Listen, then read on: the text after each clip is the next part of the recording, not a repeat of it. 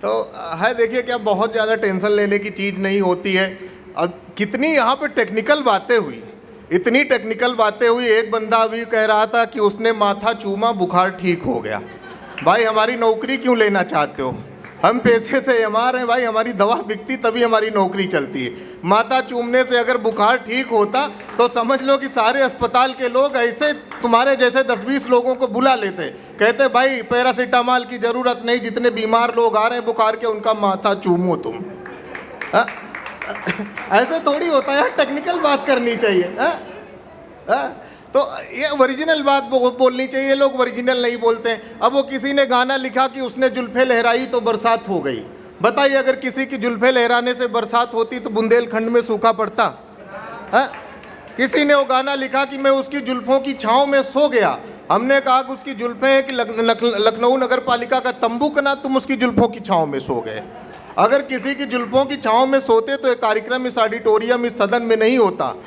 10-20 सुंदरियों को हम बुला लेते, कहते जुल्फे लहराओ, उसी छाँव में एक कार्यक्रम होगा। तो ऐसे थोड़ी होता है अभिषेक भाई, टेक्निकल बात करनी चाहिए। जैसे मैं करता हूँ। अब वो किसी ने गाना लिखा कि जानम तुम्हारी आंखों में दुनिया दिखाई देती है। अच्छा, हमारे पास है डिस्कवर 100cc और उसके कागज नहीं है, तो हम गए उसके बगल में खड़े हुए, हमने कहा बहन जरा देख के बताओ अगले चौराहे पर चालान तो नहीं कट रहा है? कहीं हम ये कैसे बताएं? हमने कहा अभी तुम्हारा प्रेमी कह रहा था तुम्हारी आंखों में दुनिया दिखाई देती है, तो अगला चौराहा नहीं दिख रहा है क्या? तो ये सब टेक्निकल चीज़ें होती, ओरिजिनल बात बोलनी चाहिए। वो किसी ने गाना वो गाना हमें बहुत अच्छा लगता था विशेष भाई, वो गाना कि क्या तुम्हें पता है गुलशन मेरे दिलबर आने वाले हैं। मैं यहाँ ये बात कह सकता हूँ, उस जमाने में हमारे दिलबर थे। तो ये मैं गाना गाते हुए जा रहा था शेखर भाई कि क्या तुम्हें पता है गुलशन मेरे दिलबर आने वाले हैं। एक बार हमने गाना गाया, चाचा की तरह व्यक्ति था, बिल्कुल हमारी तरफ मुड़ के देखा, हमने लगा चाचा को गाना अच्छा लग रहा है। दूसरी बार फिर चाचा ने हमारी तरफ मुड़ के देखा, फिर हमने गाना गाया कि क्या तुम्हें पता है गुलशन मेरे दिलबर आने वाले हैं। चाचा ने फिर हमारी तरफ मुड़ के देखा, हमें लगा चाचा को गाना बिल्कुल अच्छा लग रहा है। तीसरी बार जब हमने गाना गाया कि क्या तुम्हें पता है गुलशन मेरे दिलबर आने वाले हैं, चाचा हमारे पास आए, हमको खींच के 3 कंटाप मारे। हमने कहा चाचा मार क्यों रहे हो? बोले हमारा नाम है गुलशन और हमें बिल्कुल नहीं पता है तुम्हारे दिलबर आने वाले हैं कि नहीं आने वाले। दिलबर को करो फोन यार, हमारी खोपड़ी क्यों खा रहे हो? अगर आनंद आ रहा है तो तालियां एक बार खुल के बजाइए भाई। तो ये ओरिजिनल चीज़ होती है। हाँ, वो किसी ने, मैं बिल्कुल अभी बता रहे कि हमको लखनऊ से सीतापुर जाना था, हम जैसे ही बस में बैठे बस वाले ने गाना बजा दिया, सफ़र आखिरी है मेरी ज़िंदगी का। हमने कहा यार इस तरीके के गाने कौन बजाता है भाई? या तो हमें बस से उतार दो या हमें ये गाना निकाल दो। तो बस वाला था भाई उत्तर प्रदेश परिवहन का, हमको कान पकड़ के नीचे उतार दिया। तो हमारे साथ घटनाएं हो जाती थी। गाने जो कविता सुनाओ ओरिजिनल सुनाओ, बिल्कुल प्रैक्टिकल। ये श्रृंगार रस के जो कवि हो प्रैक्टिकल चीज़ सुनाते ही नहीं। प्रैक्टिकल मैं सुना रहा हूँ कि पहलू जो अनछुए हैं उन पहलुओं पे बात हो, कि पहलू जो अनछुए हैं उन पहलुओं पे बात हो, इश्क में जो कूटे गए हैं उन मजनुओं पे बात हो। अरे उसकी जुल्फे जुल्फे हैं घटा कतई ही नहीं, उसकी जुल्फों में जो जुएं हैं उन जुओं पे बात हो।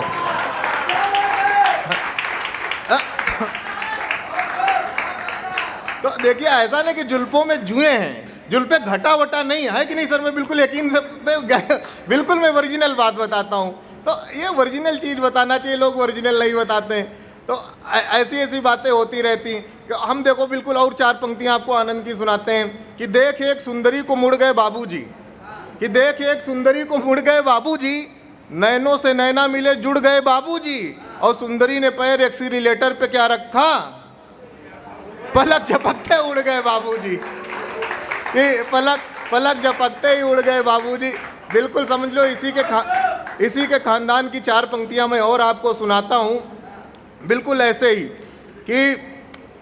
कि जवानी का लेटर बुढ़ापे में लीक है, कि आँखों का मामला जरा सा बीक है, कि आँखों का मामला जरा सा बीक है, जवानी का लेटर बुढ़ापे में लीक है, और जब से जींस टॉप वाली आई है पड़ोसन, बाबूजी बोले बेटा मोतियाबिंद ठीक है।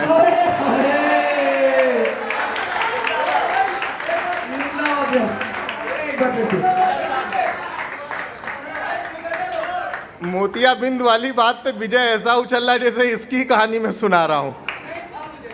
ठीक है, मैं कह रहा हूँ कि आंखों का मामला जरा सा वीक है, जवानी का लेटर बुढ़ापे में लीक है। अरे जींस टॉप वाली जब से आई है पड़ोसन, बाबूजी बोले बेटा मोतियाबिंद ठीक है। बाबूजी बोले बेटा अब मोतियाबिंद ठीक है। अरे क्या देखिए ना, मैं शेखर भाई आपको बताऊं, मैं शादी से पहले कुंवारा था। ये बहुत टेक्निकल बात है, कुछ लोग समझ पाते हैं, कुछ लोग नहीं समझ पाते हैं। ये अभिश्रेष समझ रहा है कि मैं शादी से पहले कुंवारा था, तब मैं श्रृंगार रस की कविताएं लिखता था। फिर हमारी शादी तय हुई, मैं तब भी श्रृंगार रस की कविताएं लिखता था। श्रृंगार हमारा खत्म ही नहीं हो रहा था। हमारी इंगेजमेंट हुई भाई साहब, मैं तब भी श्रृंगार रस की कविताएं लिखता था। हमारा तिलक हुआ, मैं तब भी श्रृंगार रस की कविताएं लिखता था। श्रृंगार हमारा खत्म ही नहीं हो रहा था। एक दिन हमारी श्रीमती जी हमारे सामने मुंह धो के खड़ी हो गई। भगवान कसम श्रृंगार से विश्वास उठ गया। अभी मैं हास्य रस की कविताएं लिखता हूँ। और मैं बिल्कुल आपको बता रहा हूँ कि पत्नी और सरकार दोनों एक जैसे होते हैं। दोनों को चुनने का अवसर मिलता है। चुनने के बाद सरकार बिल्कुल भी नहीं सुनती है। पत्नी के बारे में हम कुछ नहीं कहेंगे, तुम लोग वीडियो रिकॉर्ड कर रहे हो, तो दिक्कत हो सकती है। अच्छा, हमारे एक मित्र हैं शुक्ला जी, उनकी नई नई शादी हुई। शुक्ला जी के चाचा बस्ती से लखनऊ आए, उनके स्वागत में सारी तैयारियां की गई। शुक्ला जी के चाचा के लिए भोजन बनाया गया। अच्छा, ब्राह्मण व्यक्ति स्वागत बहुत अच्छा करता है। त्रिपाठी जी को छोड़ के हमारे इनके यहाँ जाओ तो कहते दूध का पैकेट पकड़े लिया आयो। तो उनके स्वागत में सारी तैयारियां की गई। अच्छा, कृष्णा भैया हमको देख रहे हैं कि एक बार भी हमारा नाम नहीं ले रहा, अगली बार इसको नहीं बुलाएंगे। कृष्णा भाई भी बहुत हमको स्नेह करते हैं। तो शुक्ला जी के स्वागत में सारी तैयारियां की गई, उनके लिए भोजन बनाया गया। शुक्ला जी के चाचा ने भोजन किया। भोजन करने के बाद शुक्ला जी के चाचा ने शुक्ला जी को बुलाया, कहा कि बेटा सब तो सही है लेकिन बहू ने दाल पतली बनाई है। शुक्ला जी का जवाब, अगर आपका जवाब हो तो उसे तालियों से गुंजायमान करिएगा। शुक्ला जी ने कहा, चाचा जो स्त्री पुरुष की हालत पतली कर सकती है उसके लिए दाल कौन बड़ी बात है। तो ये होता है ना। मैं ऐसा कवि हूँ जिसने पत्नी के सम्मान में भी कविता लिखी है। बिल्कुल, मैंने कहा कि सुबह से लेकर शाम हमारी बीबी, कि सुबह से लेकर शाम हमारी बीबी, अरे दिल का है आराम हमारी बीबी, और जीवन में जब दर्द कभी आ जाता है बन जाती है झंडू बाम हमारी बीबी। कि बन जाती है झंडू बाम हमारी बीबी। अच्छा, आजकल एक समस्या बहुत आ गई है रील की। रील वाली बड़ी समस्या, बहुत कठिन समस्या में 4 पंक्तियों में हाथ से निकालने का मैंने प्रयास किया है कि पहिने रूपानी हील बाज ना मिले, कि पहिने रूपानी हील बाज ना मिले, हो सीधी साधी बस डील बाज ना मिले, लूली मिले लंगड़ी मिले कानी मिले, बस प्रभु पत्नी रील बाज ना मिले। कि प्रभु पत्नी रील बाज ना मिले।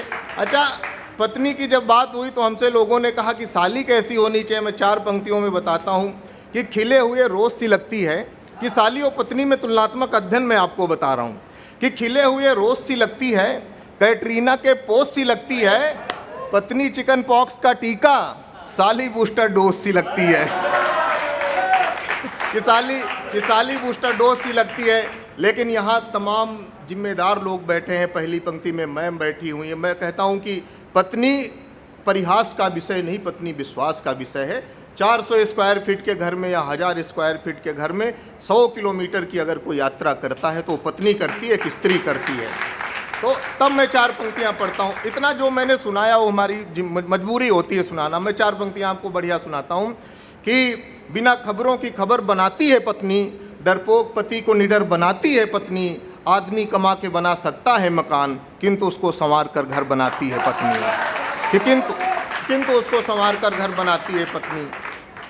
अच्छा, मैं आपको बताऊं, मैं इतना मतलब नकारात्मक टाइप का व्यक्ति हूं, इतना नकारात्मक टाइप का व्यक्ति हूं कृष्णा भैया, क्या बताऊं कि कोरोना की 3 लहरें आके चली गई, मैं एक में भी पॉजिटिव नहीं हो पाया।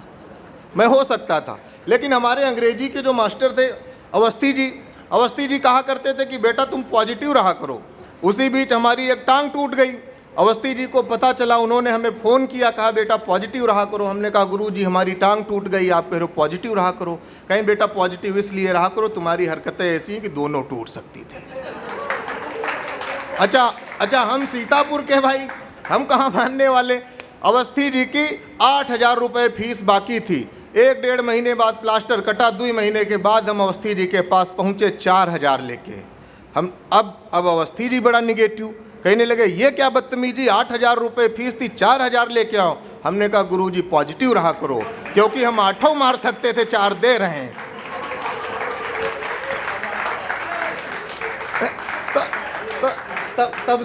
तब से अवस्थी जी तब से निगेटिव, मैं काफ़ी पॉजिटिव हूँ। मैं तब से इतना कॉन्फिडेंस में हूँ, अगर हमें कोई सुंदर लड़की फेसबुक पे मैसेज कर दे तो हम उसको तुरंत ब्लॉक कर देते हैं, क्योंकि हमको अपने पूरे थोपड़े पे पूरा विश्वास है भाई, कॉन्फिडेंस है कि हमें कोई सुंदर लड़की मैसेज कर नहीं सकती। और अगर गलती से कर दे तो मुझसे पूछ लेते हैं, बताओ बहन कौन सा चैनल सब्सक्राइब करना है।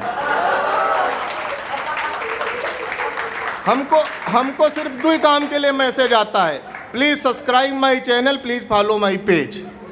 तो ये हमारे साथ घटना होती है भाई, तुम्हारे साथ भी हुई है, तुम बता नहीं पाए, वो अलग बात है। तो अच्छा, उसमें भावनाओं में बहने की ज़रूरत नहीं है। ऐसी जो रिक्वेस्टें आती हैं 100% वो फेक आईडी होती हैं, तो कोई भी उम्मीद न रखो उसमें।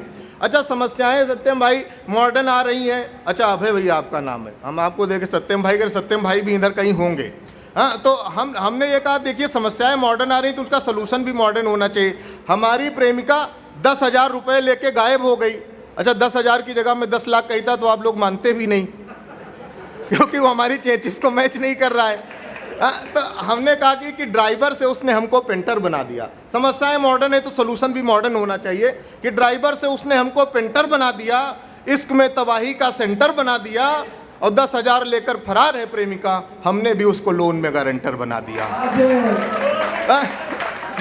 अब उसको HDFC वाले ढूंढ रहे हैं, क्योंकि हम लोन की किस्तें नहीं दे रहे हैं। शेखर भाई कह रहे लोन वाली बात पता नहीं क्यों जग जाहिर कर रहा है हमारी। ये सब चीज़ें होती रहती हैं। बड़ा मतलब आप लोग प्रेम से सुन रहे हैं, आनंद से सुन रहे हैं। मैंने कहा कि घायल कानों की बाली करती है, कि घायल कानों की बाली करती है, बाकी सब होठों की लाली करती है। और तुमको, हाँ, कि तुमको जिसके इश्क में दिल के दौरे पड़ते हैं, वो लड़की तुमसे बातें खाली करती है। कि वो लड़की तुमसे बातें खाली करती है। ऐसे भी कहा जा सकता है कि ज़िंदगी में खुशियों की कोई घड़ी आ जाए, खुशी छोटी या कोई बड़ी आ जाए, हमने कब कहा कि हमको पटाखा चाहिए, बस ज़िंदगी में कोई फुलझड़ी आ जाए, कि बस ज़िंदगी में कोई फुलझड़ी आ जाए। अच्छा, हमने मांगी थी फुलझड़ी, लेकिन भगवान ने हमको एटम बम दे दिया, हमको बड़ी दिक्कत होती है। तो ये सब चीज़ें होती रहती हैं। लेकिन मैं एक बात जिम्मेदारी से कहना चाहता हूँ, कविता सिर्फ हंसी ठिठोली का काम नहीं, कविता जिम्मेदारी का काम है। जिस पुण्य आत्मा के लिए हम कार्यक्रम रखे हैं, चंद्रशेखर आज़ाद जी की जयंती को मनाने के लिए हमने कार्यक्रम रखा है। मैं 4 पंक्तियाँ पढ़ता हूँ कि जो उसने किया था सब काम लिखा था, जो अब तक हमने सुनाया सब भूल जाइएगा, 4 पंक्तियाँ घर लेके जाइएगा। अब साकिब भाई कह रहे क्यों लेके जाएं? हाँ, कि जो उसने किया था सब काम लिखा था, जीवन का सब परिणाम लिखा था, चूम कर पत्थर को एक माँ रो पड़ी, पत्थर पर शहीद बेटे का नाम लिखा था। चूम कर एक पत्थर को माँ रो पड़ी, पत्थर पर शहीद बेटे का नाम लिखा था। मैंने कहा कि मैं एक छोटी सी कविता पढ़ के अपनी बात को ख़त्म करता हूँ, कि ख्वाब को ख्वाब रहने दिया हकीकत होने तक, कि ख्वाब को ख्वाब रहने दिया हकीकत होने तक, उसने बुजुर्ग बाप की सेवा की वसीयत होने तक। बुजुर्ग बाप भला बच्चों का खर्चा कैसे सोचता, दर्द घुटनों का छुपाता रहा खराब तबीयत होने तक। दर्द घुटनों का छुपाता रहा खराब तबीयत होने तक। अब जब शेखर भाई कवियों पे आरोप लगने लगे कि कवि सरकारी हो रहे हैं, कवि दरबारी हो रहे हैं, तब सौरभ जायसवाल इस लखनऊ के मंच पे खड़े होकर कह रहा है कि कविता किसी दल की नहीं, मैं एक दलदल की कविता आपको सुना रहा हूँ, आप बताइएगा कि मैं किस दल के पक्ष में कविता पढ़ रहा हूँ। सीता जी का हरण अगर आज के समय में हुआ होता तो प्रभु रामचंद्र जी को, सीता जी को न्याय दिलाने में क्या दिक्कतें आती और सरकार की क्या क्या घटनाएं होती। मैं कविता पढ़ता हूँ 2 मिनट की।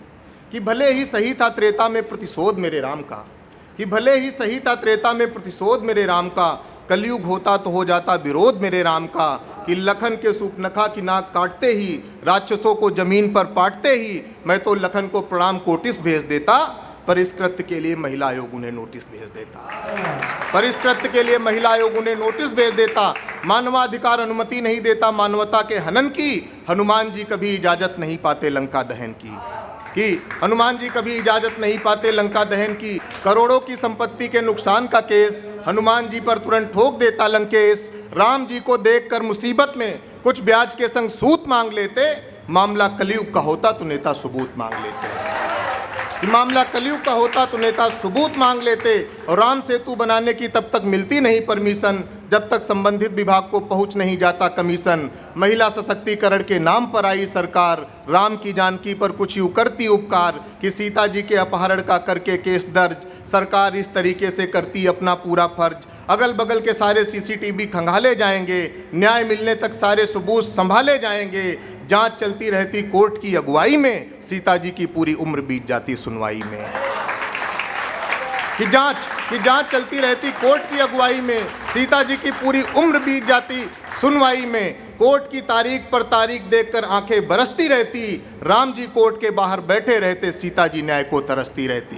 कि राम जी कोर्ट के बाहर बैठे रहते, सीता जी न्याय को तरसती रहती, और सीता जी को न्याय मिलने का मामला तब हो जाता विफल, श्रीमान जब रावण किसी पार्टी का जाता निकल। श्रीमान जब रावण किसी पार्टी का जाता निकल। बहुत बहुत धन्यवाद, बहुत बहुत आभार।